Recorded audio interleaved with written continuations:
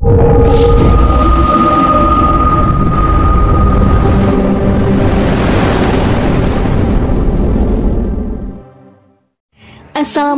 warahmatullahi wabarakatuh. Kembali lagi bersama channel YouTube Kepoin Islam. Apa kabar sahabat Islam semuanya? Semoga selalu dalam lindungan Allah Subhanahu wa Ta'ala. Dan setelah dia atau Musa dewasa dan sempurna akalnya, kami anugerahkan kepadanya hikmah, kenabian, dan pengetahuan. Dan demikianlah kami memberi balasan kepada orang-orang yang berbuat baik. Dan dia Musa masuk ke kota atau Memphis ketika penduduknya sedang lengah.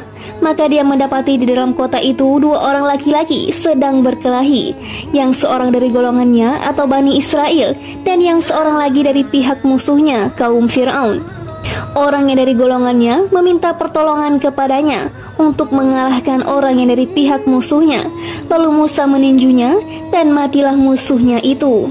Dia Musa berkata, "Ini adalah perbuatan setan. Sungguh, dia setan itu adalah musuh yang jelas menyesatkan." Dia Musa berdoa, "Ya Robku, sesungguhnya aku telah menzalimi diriku sendiri, maka ampunilah aku." Maka dia Allah mengampuninya. Sungguh, Allah dialah yang maha pengampun, maha penyayang. Dia Musa berkata, "Ya Robku, demi nikmat yang telah engkau anugerahkan kepadaku, maka aku tidak akan menjadi penolong bagi orang-orang yang berdosa." Quran Surah Al-Qasas ayat 14-17.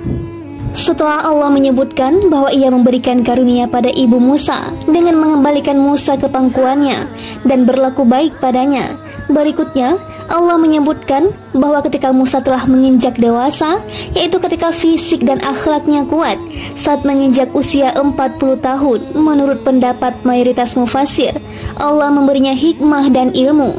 Itulah nubuah dan risalah seperti yang pernah disampaikan Allah kepada ibu Musa melalui firman-Nya. "Sesungguhnya kami akan mengembalikannya kepadamu dan menjadikannya salah seorang rasul." Saat itu Allah menyebutkan sebab yang membuat Musa pergi meninggalkan Mesir, pergi menuju negeri Madian, menetap di sana hingga batas waktu yang telah ditentukan. Dan terjadilah pembicaraan antara Allah dengannya saat itu, juga kemuliaan yang Allah berikan padanya, seperti yang akan disampaikan berikutnya. Allah Subhanahu wa Ta'ala berfirman, "Dan dia Musa masuk ke kota atau Memphis ketika penduduknya sedang lengah." Ibnu Abbas, Sa'id bin Jubair, Ikrimah, Qatadah, dan As-Suddi mengatakan itu terjadi pada tengah hari. Diriwayatkan dari Ibnu Abbas, Musa masuk antara rentang waktu Maghrib dan Isya. Maka dia mendapati di dalam kota itu dua orang laki-laki sedang berkelahi, yaitu saling memukul dan bertengkar, yang seorang dari golongannya, Bani Israel, dan yang seorang lagi dari pihak musuhnya, dari kaum Kipti. Seperti yang dikatakan Ibnu Abbas, Qatadah, Suddi, dan Muhammad bin Ishaq. Orang yang dari golongannya meminta pertolongan kepadanya untuk mengalahkan orang yang dari pihak musuhnya, karena Musa memiliki kekuatan di Mesir, mengingat ia diadopsi dan dirawat di kediaman Fir'aun. Bani Israel saat itu memiliki pamor dan punya wibawa.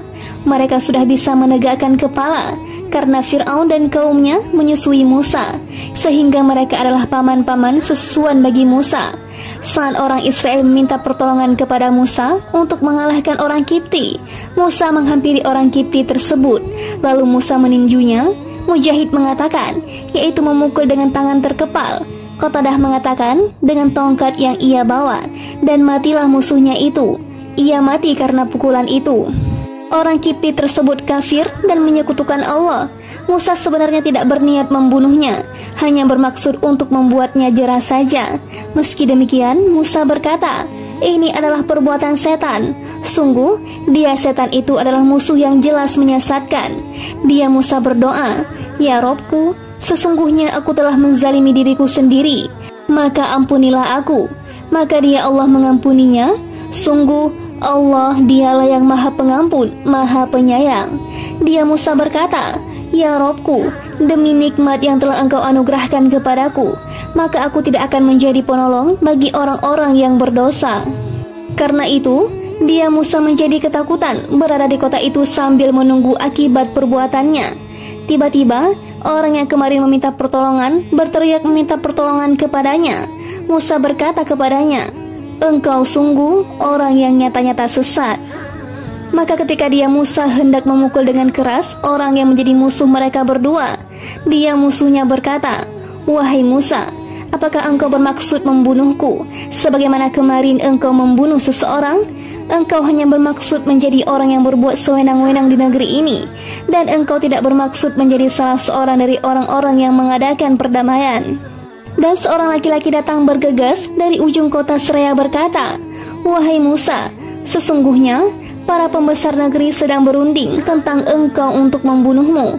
Maka keluarlah dari kota ini. Sesungguhnya aku termasuk orang-orang yang memberi nasihat kepadamu." Maka keluarlah dia atau Musa dari kota itu dengan rasa takut. Waspada kalau ada yang menyusul atau menangkapnya.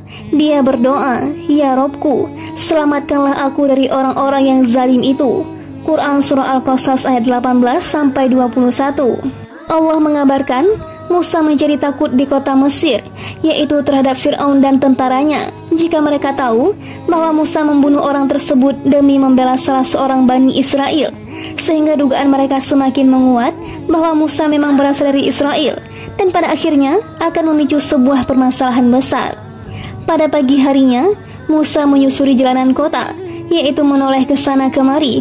Saat Musa dalam situasi seperti itu, tiba-tiba orang Israel yang kemarin meminta pertolongan padanya berteriak meminta tolong lagi untuk mengalahkan orang yang ia hadapi. Musa kemudian mencela dan menegurnya karena seringnya melakukan kejahatan dan permusuhan. Musa berkata padanya, "Engkau sungguh orang yang nyata-nyata sesat." Musa bermaksud untuk memukul orang Kipti yang menjadi musuh bagi Musa dan orang Israel tersebut, agar ia jera dan pergi meninggalkan orang Israel. Saat Musa bertekad untuk memukul dan menghampiri orang Kipti, dia musuhnya berkata, "Wahai Musa, apakah engkau bermaksud membunuhku sebagaimana kemarin engkau membunuh seseorang? Engkau hanya bermaksud menjadi orang yang berbuat sewenang-wenang di negeri ini, dan engkau tidak bermaksud menjadi salah seorang dari orang-orang yang mengadakan perdamaian." Sebagian mufassir menyatakan yang mengucapkan kata-kata ini adalah orang Israel yang melihat tindakan Musa kemarin. Saat ia melihat Musa menghampiri orang Kipti, ia yakin bahwa Musa memang bermaksud untuk memukulnya, karena sebelumnya Musa mencelanya dengan berkata, "Engkau sungguh orang yang nyata-nyata sesat." Kemudian ia mengatakan hal tersebut kepada Musa dan menuturkan peristiwa yang terjadi kemarin. Orang Kipti lalu pergi menemui Fir'aun dan memberitahukan kejadian tersebut. Fir'aun kemudian lari mengejar Musa. Tidak banyak yang menyebutkan peristiwa ini selain mufassir yang dimaksud. Kemungkinan lain yang mengucapkan kata-kata ini adalah orang Kipti.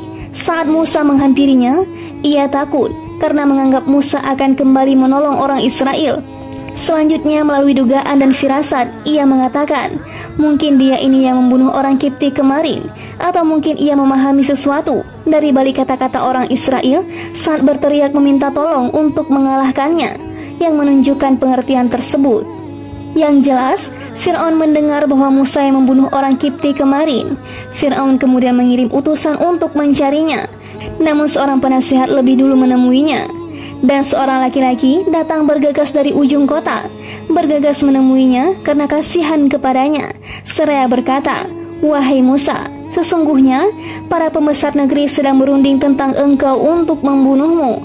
Maka keluarlah dari kota ini, yaitu dari negeri ini. Sesungguhnya aku termasuk orang-orang yang memberi nasihat kepadamu, yaitu terkait apa yang aku sampaikan kepadamu." Wallahu a'lam.